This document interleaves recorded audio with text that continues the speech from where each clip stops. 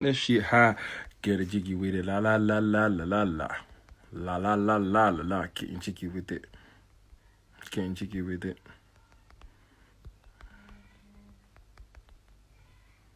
25 pounds. Hello everybody. 25. Wait, no, £25.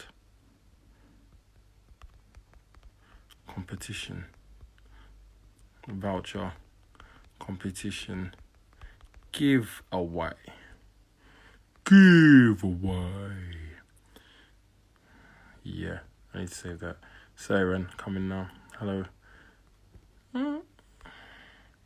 Oops.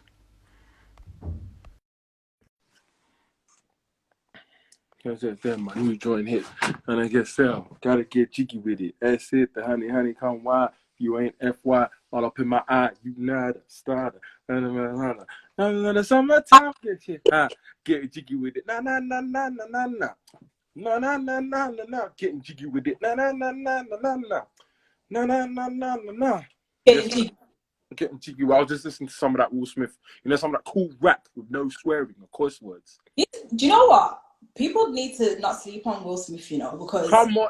Did you hear the recent track? Yeah, with the Lucas joining the remix. Come on, Will Smith is the guy. Like, people forget this man won a Grammy.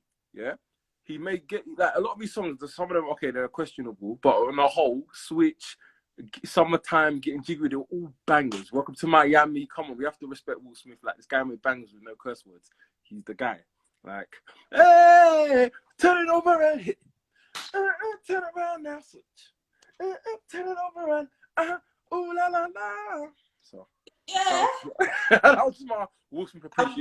Wild West and What's your favorite one? What's your favorite Will Smith song?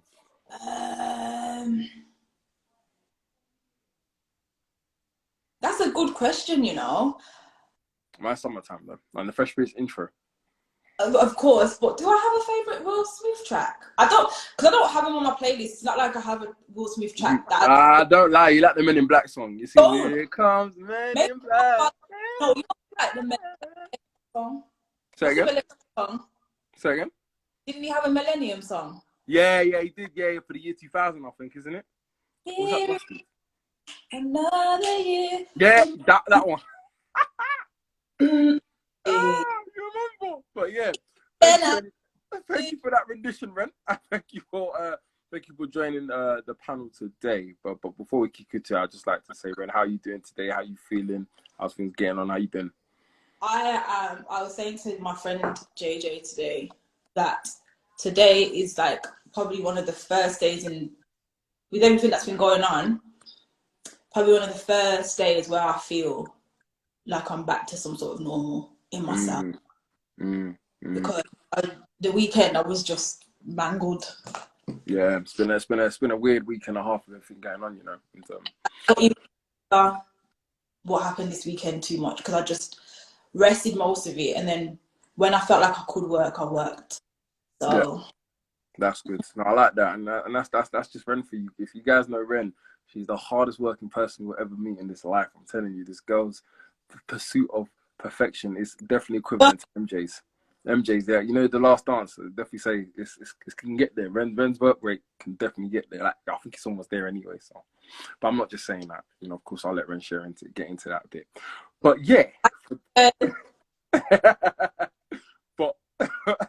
But for those that are just tuning out, thank you for joining us. We're going to kick off in a bit anyway, but I'll let Ren take the floor as I pump in the audience a bit more. But for those that don't know, me and Ren work on a really, really, really cool initiative called Phenomenal Women, which is to celebrate and thank Black women for their tireless efforts and their contributions to being everything. I guess the pillars of the community, our constant support, innovators, creatives, artists. You know, they're one of the world's many. That you can see how the world have 9 wonders. Yeah, Black women are definitely the 10th, like in the top 10 wonders of the world. Like there's a 10th, there's a category just for them. So, and of course, it's an honor to be having Ren on the panel now and speaking about what she's been going on to, what she's been up to, Outthebox, which is her startup, and just really just get into things and see how your thoughts and feelings about everything. So, Ren, I'll let you explain further. I'll let you take the floor. Do you want me to introduce myself and OTB first?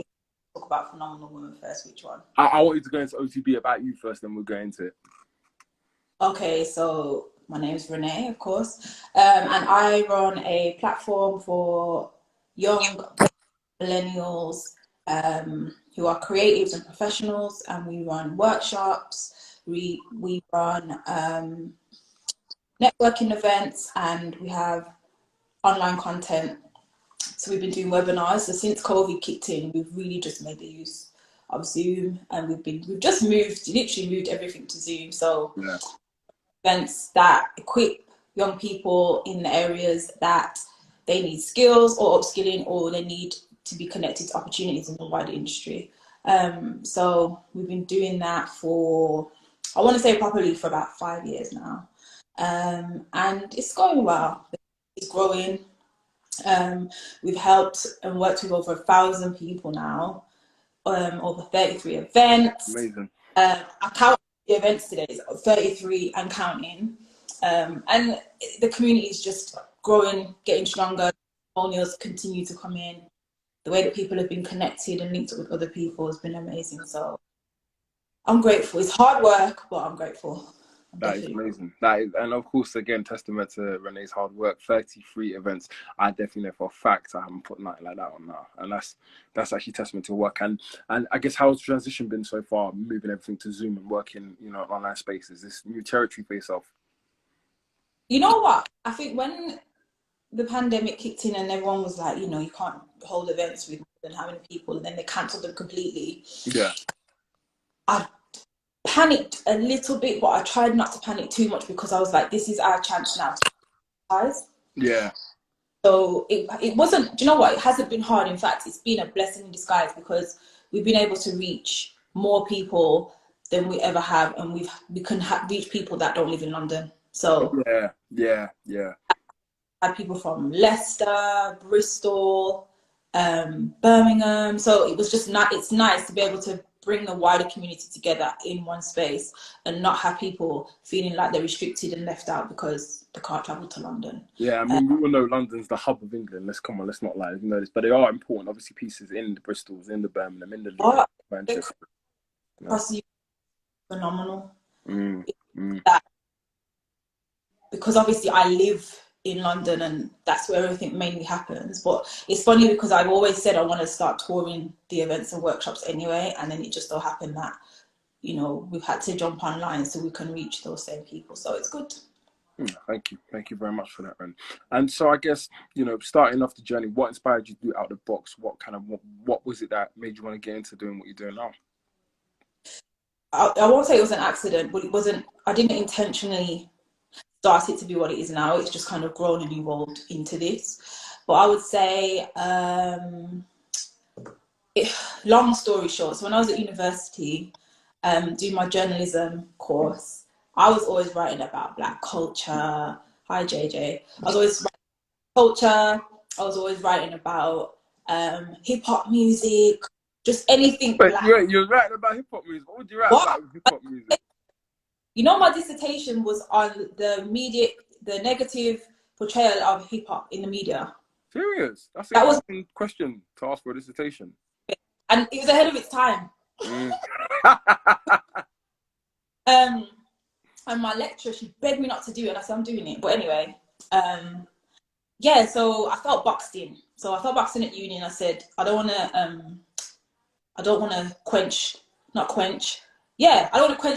I don't want to, shrink my craft. So I want to work on it, and I want to make sure I keep building and writing. Yeah. So I started a blog, and then the blog was called Outthebox, and then I started to interview other young pioneers, and then that grew. And then I knew that it wasn't enough to just have written stories and that we should do events. Yeah. We started to do events, networking events, so other people could meet like-minded people and connect and build and grow.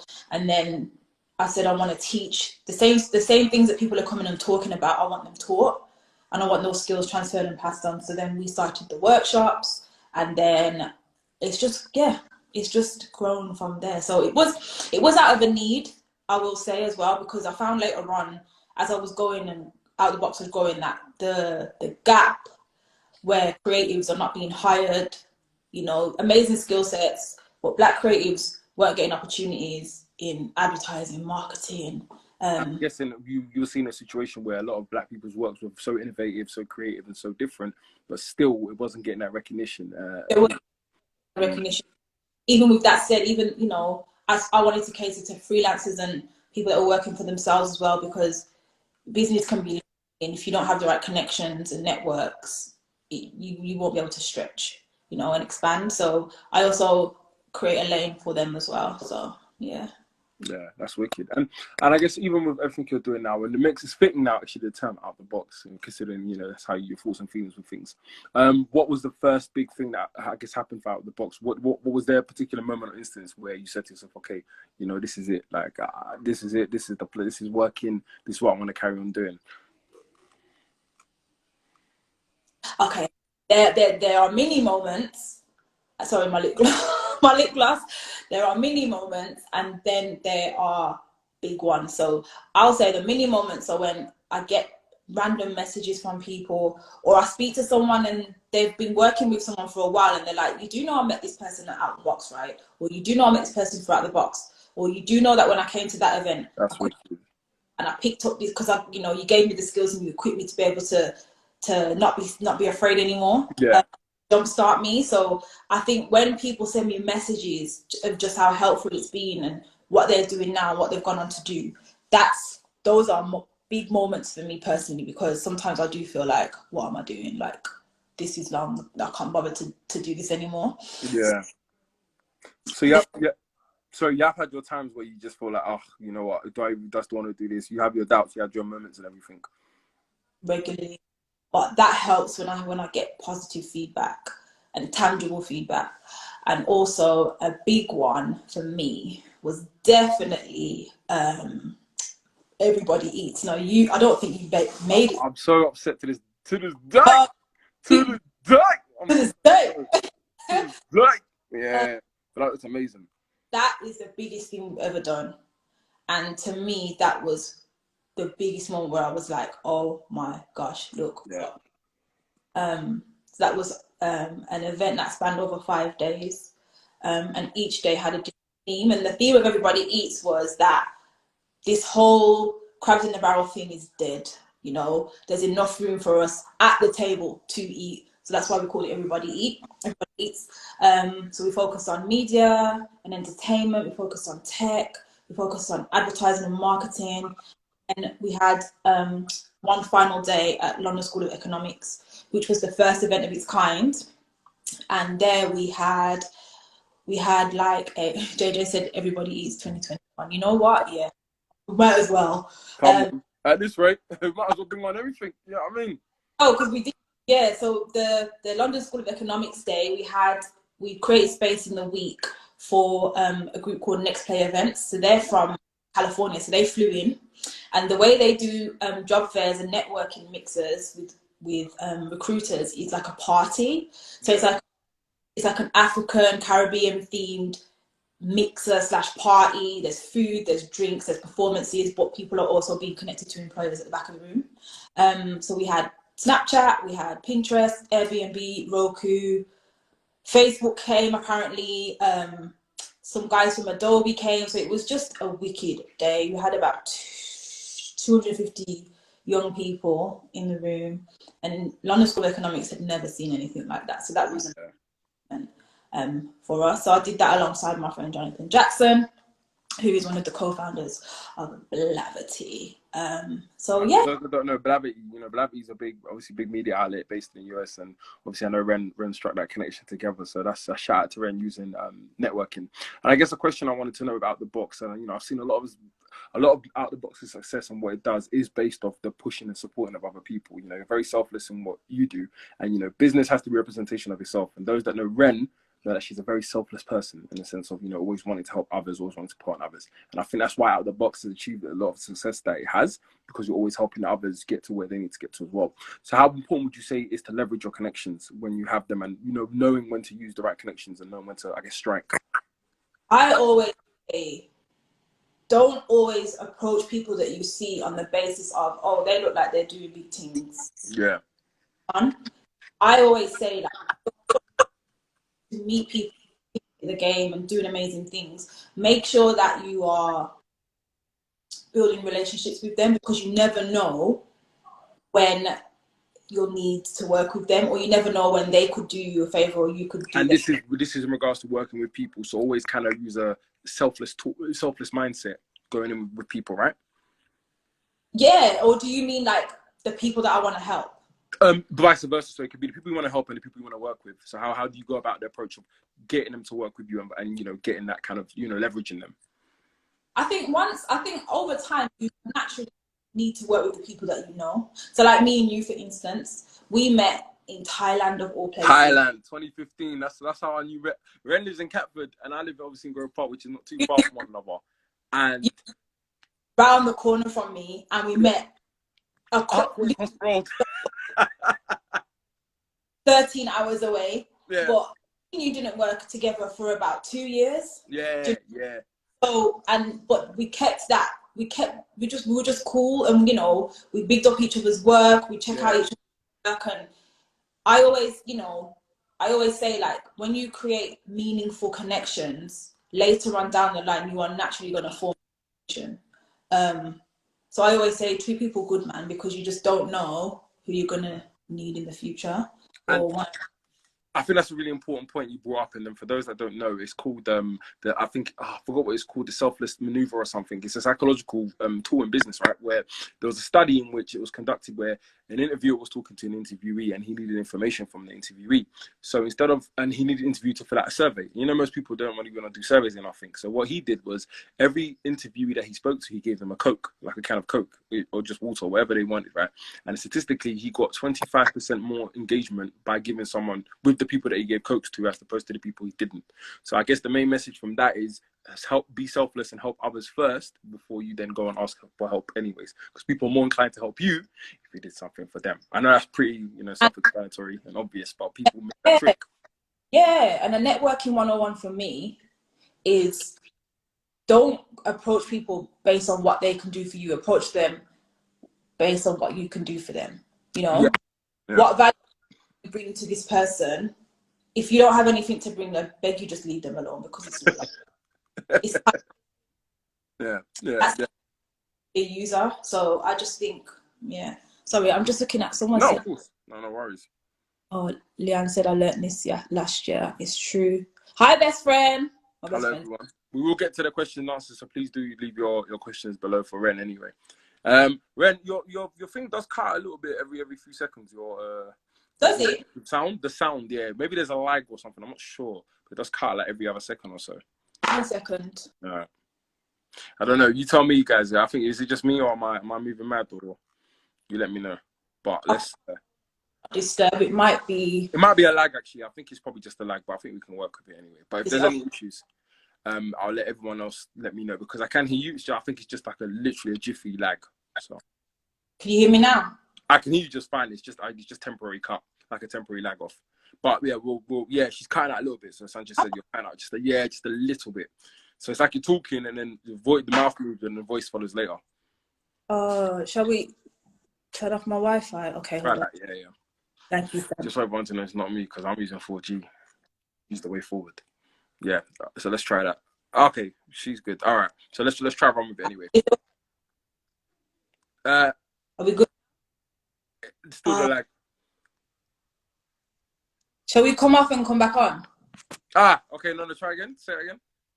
Should we come off and come back on, or should we continue? That's fine. Let's ensure that. Let's just hope it stays that way.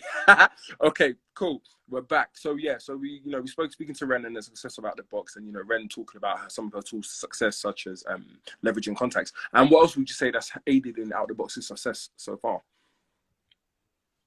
JJ called me Teddy Riley. What else has aided in?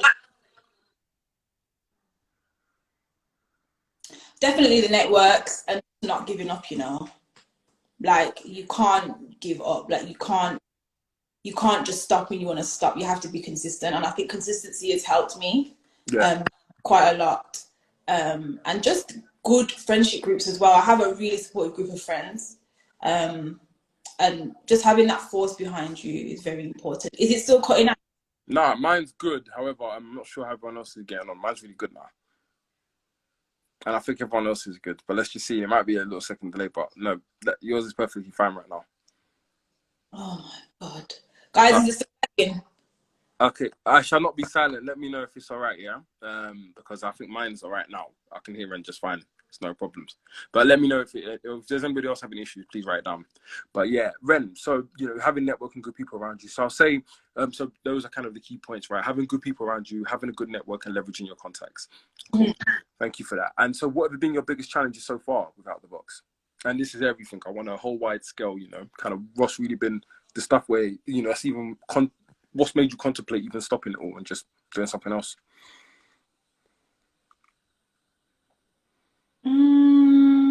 Some of my collaborators can, you know, sometimes you have agreements in place and things are happening and then moving, and then all of a sudden someone wants to move a bit mad, and then you have to move on to the next thing. So I think sometimes people that you work with can be a hindrance. I'm not talking about the good people. I'm talking about just things that fall through, like contracts that may be, which naturally. But do you know what? I'd say mostly everything is up here. If I'm not right up here, I notice that nothing else works. So then whoever I'm working with, like whoever's on the team, it reflects onto them, and then they don't work as well. So I think apart from my mindset, which can sometimes stop things, although I wouldn't say that there've been major issues. I think we've had issues with sponsors before who switch over. An example being when we had Phenomenal Woman and we had a sponsor that was acting yeah, doing all of a sudden. So yeah, nothing crazy off the top of my head, you know. I think it's apart from some sponsors and certain people and some. How do you brace and I guess prepare yourself or have a contingency in place for unexpected things that happen? As you know, business is business. Anything can happen at any given time. Things can flip out. You know, just turn on a sixpence, and then before you know, you're just like stuck. So, how do you, I guess, cope with or have a plan in place for things that don't necessarily go to plan? Again, networks. I can't stop stressing good networks. An example: Everybody Eats last year. We had 5 venues, and then the one venue was perfect. Everything was running smooth.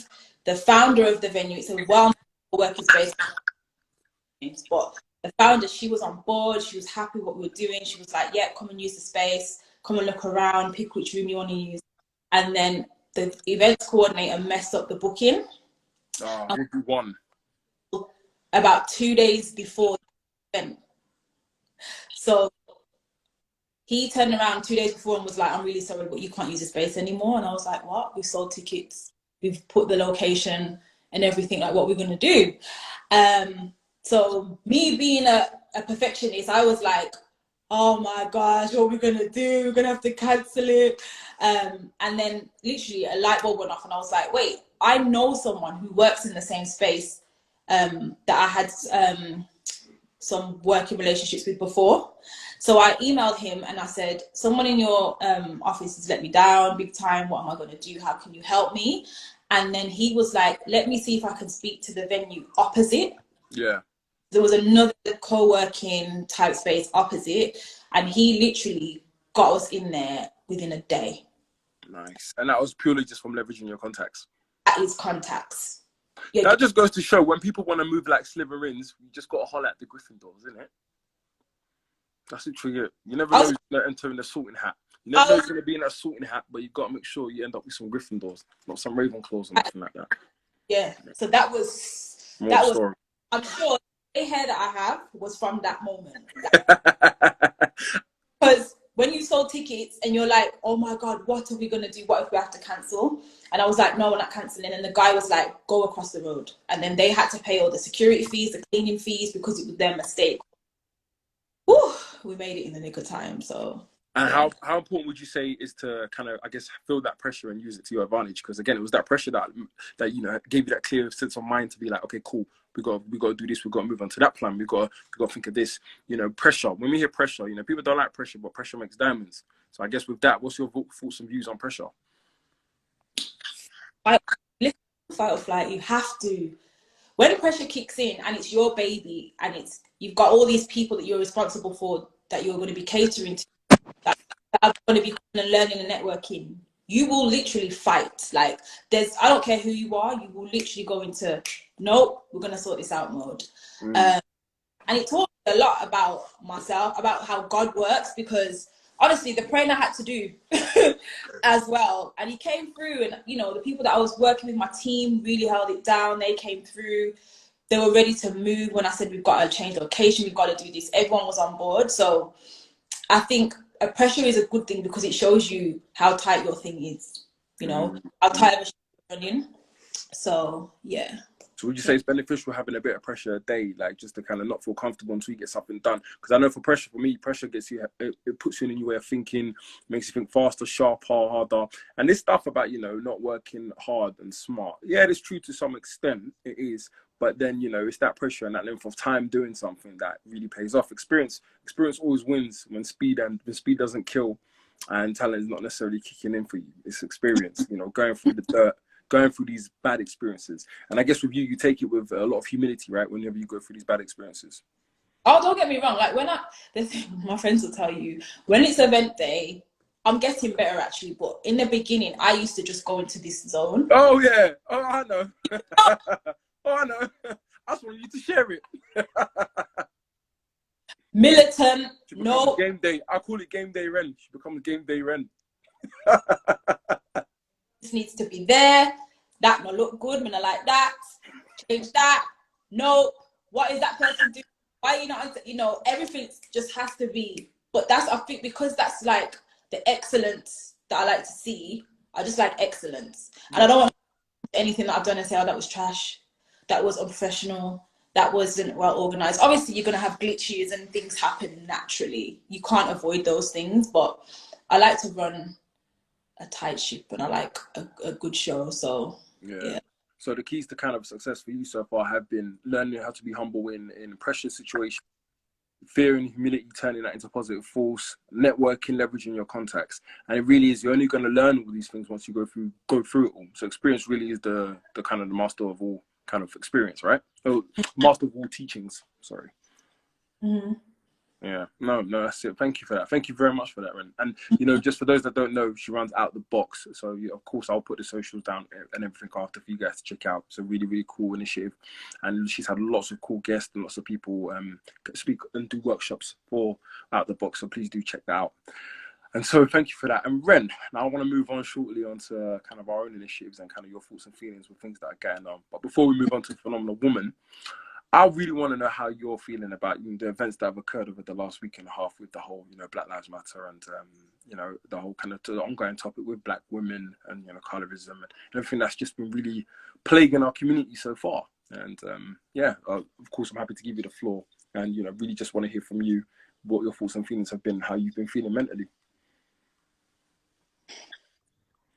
You know what? I think for me, because I've always been passionate about my culture, about the Black community. You know, I've gone on my own journey of finding who I really am as a Black woman, you know, and just being passionate about who we are and what we can do as a people and what we're capable of. I've always been at that. And I've always just being behind us, you know, like with OTB, with Phenomenal Woman, with everything I do, my work, my journalism, it's always been to leverage and for the betterment of my people. So I've been like a close follower of the charity Black Lives Matter and them guys. You know, I really love the work that they do and I appreciate it. And, you know, obviously it's sad that it's had to come out of the killings in America, and it's been running since 2013. So people don't know it's movement. It's not a new group. Black Lives 2013 by I think 4 people based out in America. So I think the feeling is tired. Tired, and I think for George Floyd's death to come around the way it did and during the time it has, I think it really hit our community differently because just like enough is enough. We are tired. We're tired of seeing another one of our own killed on camera. You know, that video was horrific. I didn't watch the full I thing. didn't, to this day, I've only watched 20 seconds of it and I didn't watch anymore. No. I stopped watching those videos in about 2016. Do you remember when the last protests and marches were happening in the UK? It was 2016. Was that how long ago it was? And I stopped watching the videos from them because it was affecting me so much, and I wasn't able to go to work. And you know what I mean? I was working, but I couldn't focus. And I'd watch a video in the morning and go to work and be in tears at my desk. Like it was too much. So I decided to stop watching the videos. But this one, because the clips were flying around, and you're trying to think, does he really have his knee in his neck? Like, I'm joking. I think it was just the straw that brought the camel's back, to be honest. Yeah. I mean, for me, it was hearing, you know, a grown man asking, you know, calling him up for mum as they die. And I can't think of anything more horrifying for someone to have to go through. Like 2 years. For a loved one to see that, for a loved one to see a grown person calling for their mother. Oh, that does something to me that's just not right at all. I don't even want to explain how that makes me feel, kind of thing. Yeah, it just sparks a whole lot of things, and I feel like now this whole situation is really, I think, for any fear, anxiety that a lot of black people have had, especially, you know, when they can relate to it in workplaces or anything else, they've said they've had enough. I think collectively something just tapped into every single one of us and just said, you know what, we're done. We're done with this. That's it. Yeah, I think collective conscience kicked in, and I think because no one's really at work like that, everyone's at home, everyone's not moving around as much. Energy from being stuck indoors, all that pent-up frustration and energy we do have, it's been transferred into this. And even the rest of the world couldn't turn a blind eye to this anymore. No, I can't. No distractions. You're not busy, like you're always busy. You're not busy, so you have. It's literally like someone held everybody's head and was like, "Look at what's going on. Look at this," and it was just a collective. I think as a black community, it was a collective exhaustion. We were tired. We've been tired. I'm still tired. I think today I feel a bit better because I had the weekend to rest. But Ivan, last week I was not good at all. The week before that, when it happened, I cried so much. Like I cried so much. And I even I said to them at work, and thankfully I work in a place that's quite progressive. So I said to them, I'm going to need to take all day because obviously, you know, my phone was ringing a lot because people want to know what they can do to collaborate with OTB, how we work in the community more. You know, people have been asking me about what's next. And even I felt like a sense of helplessness at one point. And I wrote a piece, which is on Medium. And I spoke about how, in fact, don't let this make us think we haven't been doing the work when we have. Yeah. Do is to continue on with what we've already been doing. So like you with this network, me with Outthebox, other people with their ventures and projects, and just even how you're raising a family, that contributes to the betterment of us as a community. So for sure, I think it tore us apart, but it also sparked something different in all of us. You break to build. It's an old philosophy. You break to build. Now that the world is finally listening, and we have their attention, this is the perfect time to tap into the resources that they were holding from us.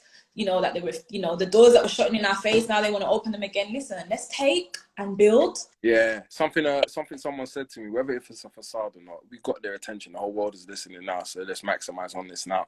And I'm cautious of that, and that's kind of why I'm like, you know, okay, we've got while it's hot right now, while this is the main talking point, let's do something about it. Let's, you know, create solutions. Let's find ideas. Let's support one another. So I'm all in support of some of these. Just a day in which black people just invest in nothing but black people, invest in nothing but black businesses, invest in nothing but that.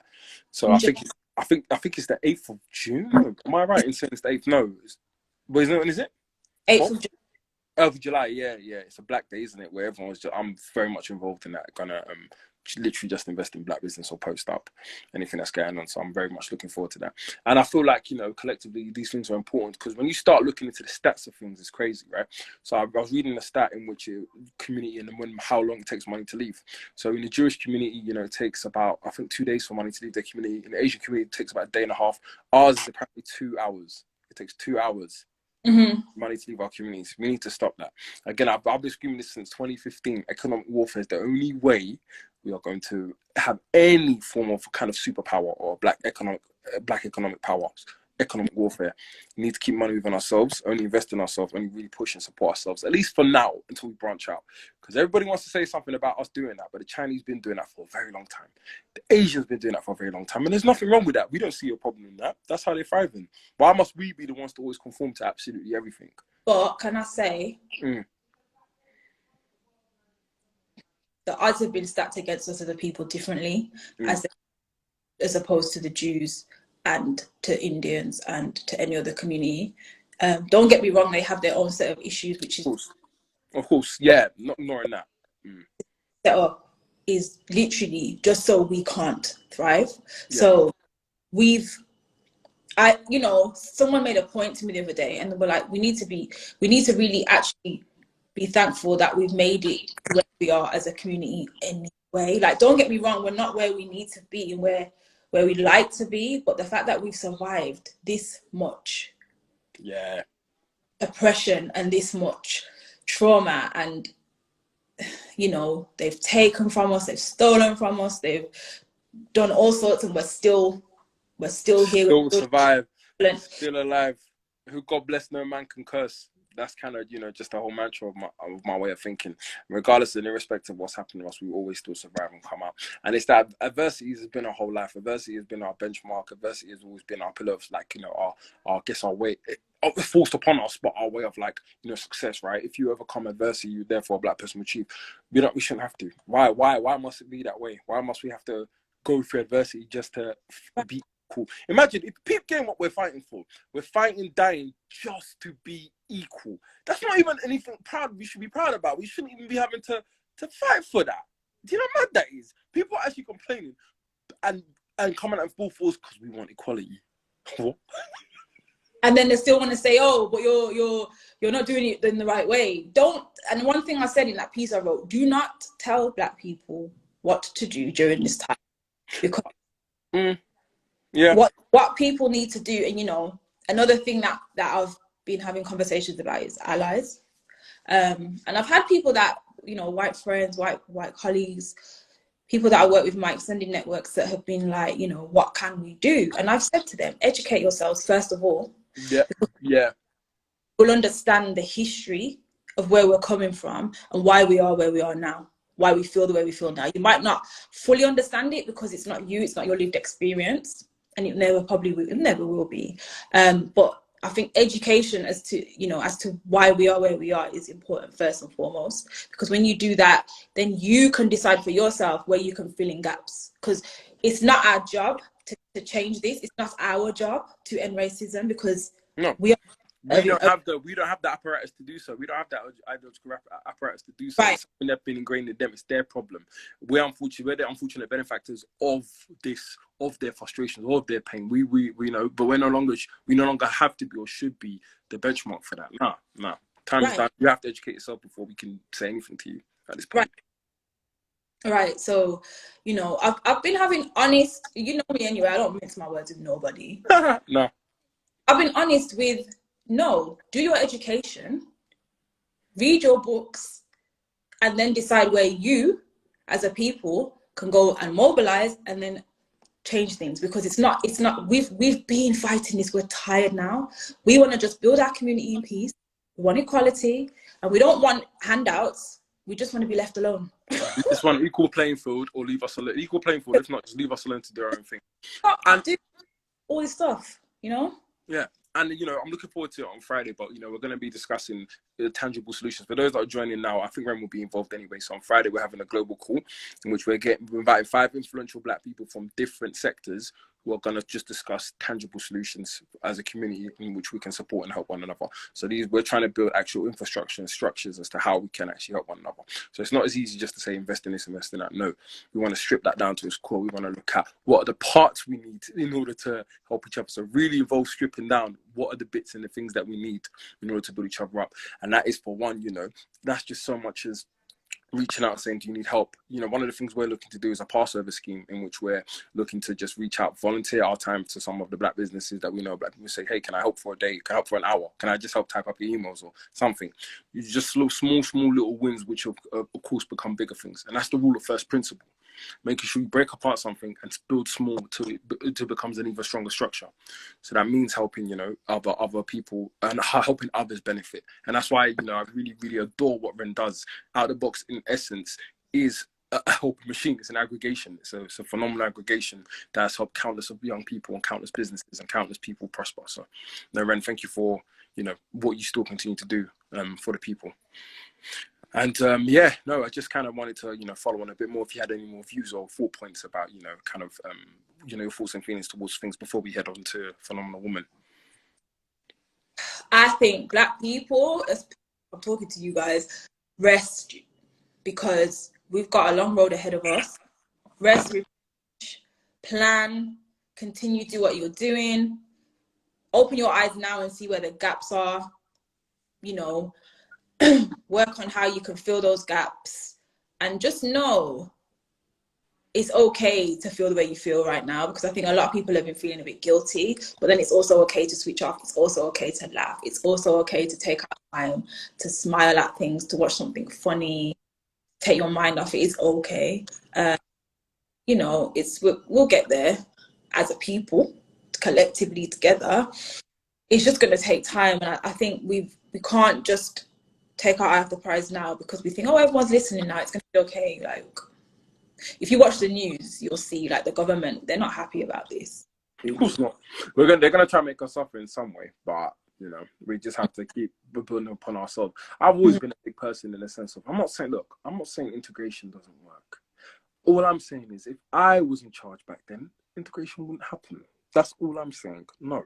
I personally I wouldn't have done it yet. I wouldn't have done it at the time or forced it upon people. I honestly believe if there was ever a time if I was in power and I wanted to integrate Black with the rest of the world, I would have done it in 2010 or 2005, one of those 2000s. I wouldn't have done it in the 90s, the 1900s or whatever. There's still too much we need to go through. And as we're trying to grow and be better and heal ourselves, we still got too much evil around us. We've got too much of a negative force. So I see Black people enclosed in a circle, and everything around us is really trying to close us in, really trying to center and push us inward to the point where we'll just pop. And by crushing, look what happens when you put too many forces together and squeeze people. People get uncomfortable. We start to hate one another. We start to devalue one another. We want to push everyone else out of the way because we can't breathe. And ultimately, if you look at it like that, that's what's happening to us. We can't breathe. We're too suffocated by everything else, and anything else that's around us, we want to remove them from that space. That's why, unfortunately, a lot of Black people feel like they can't help one another because they feel like if they help someone else, they'll be gone. Because you see what I mean when I say that about tightening? I feel like we're in a tightrope. But it's because all we were taught was survival mode. The survival mode. So, and that's what I wish we could come out of now. It's like, it's okay to thrive as a collective. It's okay to work together as a collective. Look, I mean, for instance, like my friend Akil, you met Akil, you know Akil. Yeah. He raised 10K in 24 hours to mentor 100 Black businesses for the rest of this year for free. So that's what happens when collectively, when we come together and we put our money towards causes that are going to build the community up, that are going to repair us as a community. And shout out to him, because now he's raised the limit to 20K and he's nearly there in 2-3 days. So I think when we collectively come together and keep that collective energy, nobody can't tell us nothing. We just have to believe in each other and really put ourselves at the forefront. We have to remove, especially for Black males anyway, I feel like a lot of our problems derive 95% from our own egos. We can learn to push that out the way, we can really progress as one. Just learn to push egoism, individualism out the way. That's not our nature. It's a Western ideology. It's not our nature to be individualism. We are built on community and family. It descends from our roots, our African Caribbean roots. community. It's not in our nature to be individualists. That's why we always feel bad for things. It's not in our nature to be greedy or selfish or individual or hate on one another. It's not naturally, inherently, it's not our nature. It's a Western ideology. So Jay Huss says we must remove the virus. We have to get rid of those things first before we can really, really push and progress. And that is always been my stance point, whether that's in business, entrepreneurialism, you know, we're only going to grow and move as one collective, cohesive nuclear unit. And I do believe we can definitely do that. And we have people pushing that standard, like, you know, my friend Andy. You know, Andy, we've got guys, funny enough, Andy's in here, but we've got guys like Andy, guys like Martin, Joseph, Leon, you know, people that are coming in now. You know, these things are, and you're right, these things are not going to be easy at all. And it just takes a collective effort. But again, on Friday, when we have our global call, we look forward to beginning those initial conversations as to how we can actually build infrastructure. And that's going to be our conversation, purely infrastructure based. So, yeah, that's just my point on that bit. Yeah. And infrastructure is important, but we do need to heal as a community as well. We do. Because you mentioned something about ego and, you know, black men having egos and whatever. We need to heal. It's killer. Our ego derives from our insecurity. It comes from our lack of feeling that we don't have enough or we can't provide enough or do enough. Just think of all the instances and all the things and influences that us black men see outside of life. Like, whether I'll be the first to admit it, whether any other black dude wants to or not, that's up to them. But outside forces and things, before I learned to really just hone in and focus on myself, outside things were bothering me. And, you know, you hear all these things that these dudes had, these representations of not material things, but just how set a lot of men were from other races. And for me, it kind of felt like, made me feel inadequate in a way, like, I'm a black male and I've only been taught I can only do this or that, or I can only achieve this or that, or I can't reach this certain level. You know, our insecurity drives up, so anything we do have, we will try to flaunt it or floss it or act however way we can just to kind of feel like a man. You know, society does a great way of stripping black men of our manliness, of our masculinity. So we'll look for it in other ways. And unfortunately, our ego would then take over just to purely protect ourselves. We're damaged, we're scared. We're frightened, and we handle that by releasing silly impulses that we don't know how to control, you know, or do stupid things because we can't make sense of it.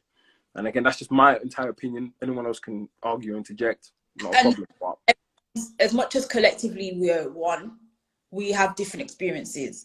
But I will say as well, everyone has a different role and part to play. So there's this diagram that's been going around, and it's you know, how collectively we change things, but everyone's got their own parts. So some people are healers, some people are builders, some people are connectors, some people are do hospitality, some people, you know, there's different branches and different arms, and it's like a wheel.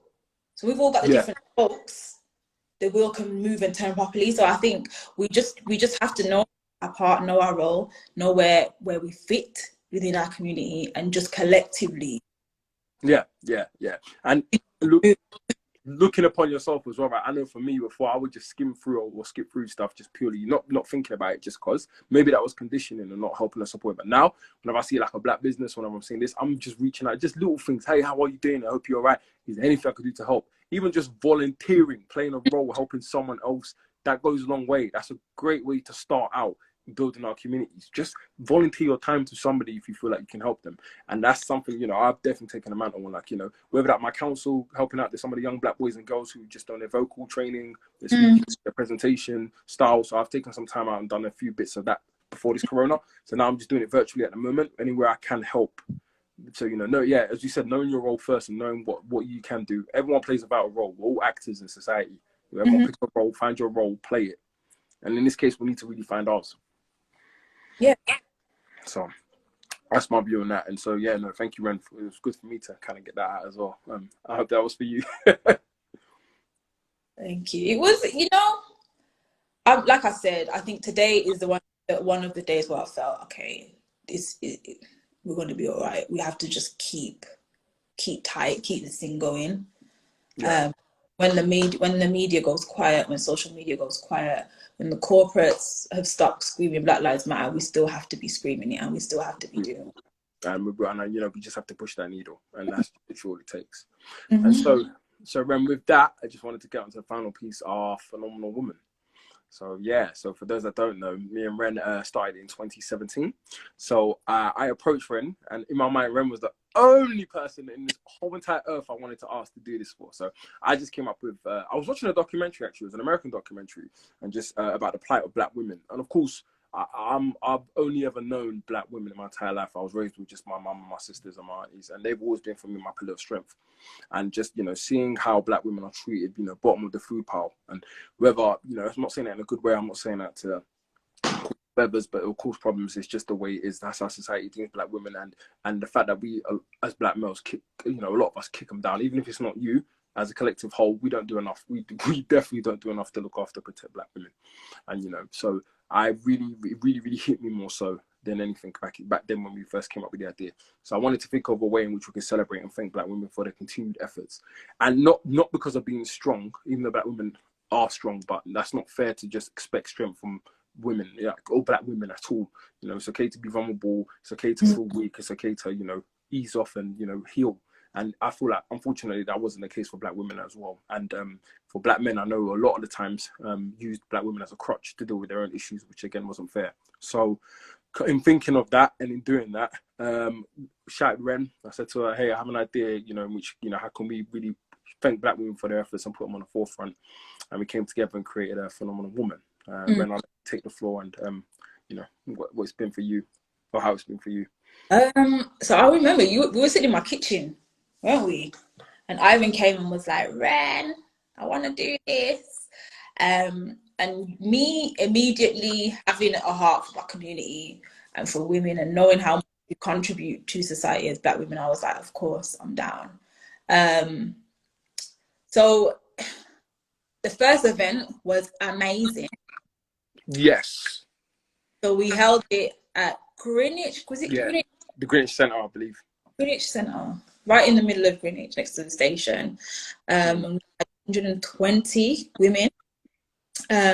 We had 3 phenomenal speakers. We had Shelley Collins, Zena Alpha, and Charlotte Crow.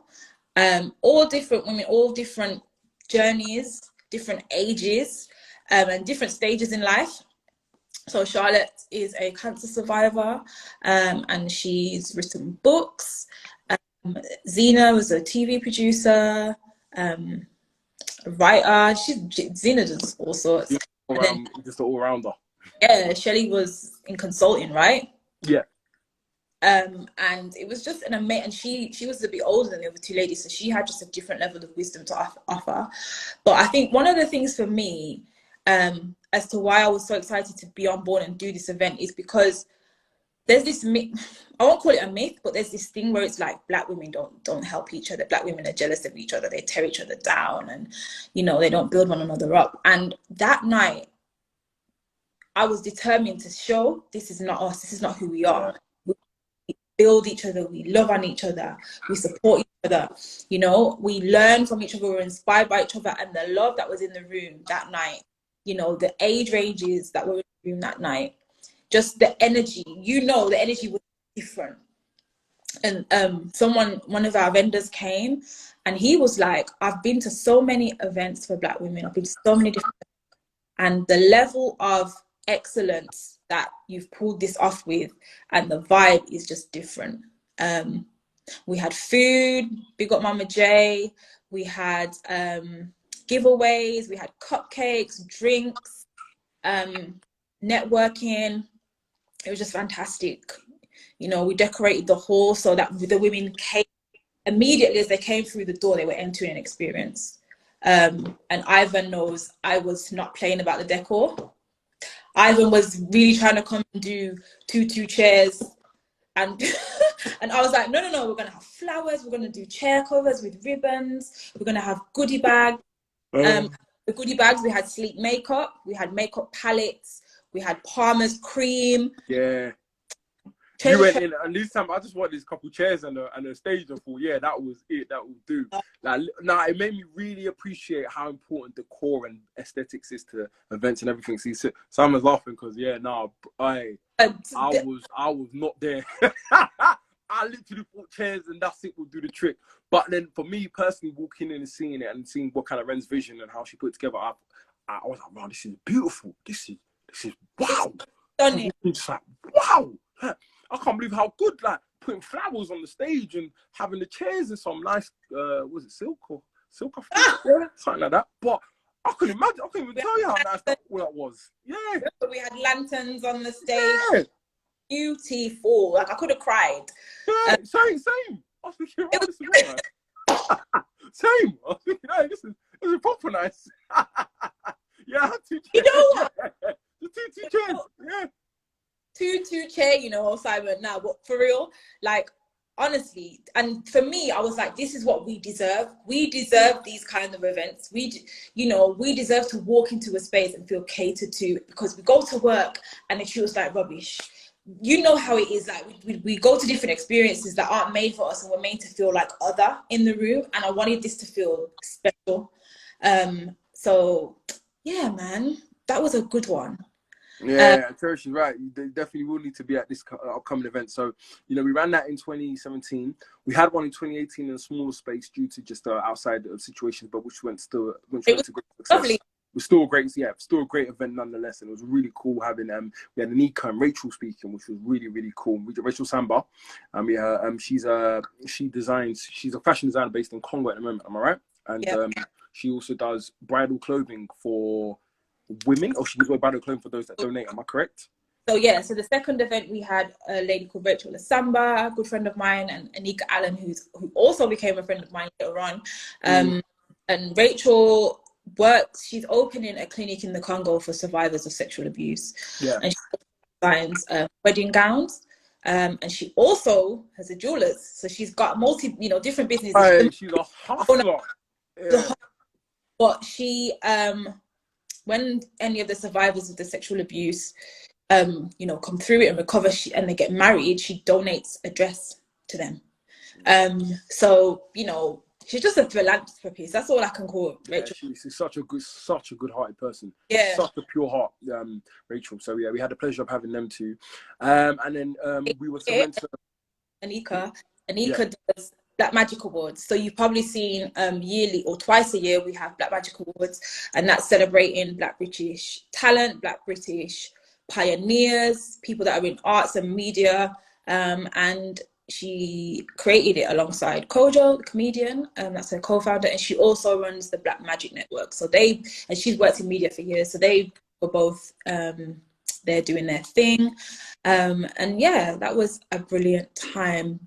And we had a break, didn't we? Yes, in 2019 we took a break because we wanted to lock and load for 2020. And unfortunately, now we've had to have another break due to Now, COVID mashed up our plans. Hey, shagged us. Oh my God. You tell them about what we were planning to do. We were going in. So the plan for this year was to have multiple events. So starting off with a few dinners.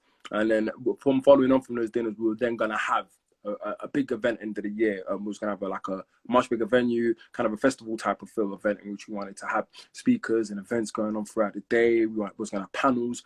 We was in the process of getting that, we even secured some funding. We was in the process of getting a big event put together to celebrate Black women this year. And unfortunately, COVID hit. And so, we've had to, I guess, change our plans, unfortunately, but we're coming back. Me and Ren are gonna look to, we brought a new person on board now. So we got a creative director. That's it. We've got a new CD, a creative director, and now we're really excited to kind of still run a few events this year, but our big main flagship event will be next year, which we'll put on. So it's just a case of just following our pages, watching out for us, and just keeping up with Phenomenal Woman. We've got something coming up live for you guys. So yeah, just watch this space. And also, honestly, any of the women that are watching this live, the thing about Phenomenal Woman, we want it to really be a space where it's led by Black females. So anything that I've got a minute left, Ren, on the thing. Sorry, I forgot to tell you it's timing out. Oh, okay. Yeah. Want to see? Let us know. I won't talk too much because I know Ivan want to close, but yeah. I'm sorry, Ren. Yeah, no, it's timing. I hope I could come back and just kind of carry on if that's easier, if you want to. No, you tell me. I mean, if it was cool. I mean, we just wanted to get into a few more of the questions coming up anyway. So, do you have any of them saved? Yeah. No, I know a few of them coming up anyway, so that's fine. From a few other people. Okay. So what I can do. Yeah. Yeah. So I'll come back in. Let me end this now. We can even. Well, we've got about a minute, so we can even just chat gibberish if we want for a minute. No, luck it, and we'll come back. I've been learning bubble language, but the guy did the gate. Like I've been learning bubble. Remember that old secondary school language? Old. You don't remember Bubble? I remember it. We're too old for that now, man. Oh, sorry. Nah, sorry. I thought I could just share it to the people if they wanted to talk it, bro. No, I'm just kidding, man. All right, let me shut this down, and then we'll come back. We'll come back for the second part.